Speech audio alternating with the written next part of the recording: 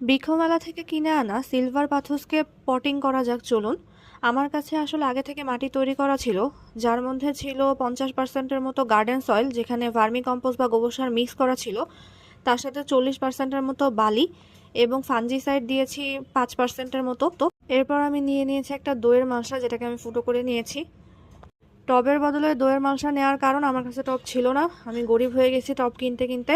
তারপর এর নিচে কিছু নুড়ি পাথর দিয়ে তার মধ্যে আমাদের যে মিডিয়া সেটাকে দিয়ে দিব।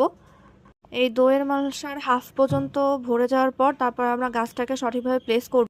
গাছের গোড়ার যে মাটি সেটাকে সম্পূর্ণভাবে ফেলে দেওয়া যাবে না, কারণ তাহলে গাছের সারভাইভ করতে কষ্ট হয়ে যায়। এরপর গাছটাকে মালসার ঠিক মাঝখান বরাবর আমরা বসিয়ে তাকে সুন্দরভাবে মাটি দিয়ে পরিপূর্ণ করে দিব। টবের উপরে 1 ইঞ্চির মতো ফাঁকা রাখা ভালো, এতে পানি দিলে ভালোভাবে থেকে যায়। সিলভার পাথোসের পরবর্তী আপডেট এবং পরবর্তী যত্ন সম্পর্কে জানতে আমার পেজটাকে ফলো দিয়ে পাশে থাকুন। ধন্যবাদ।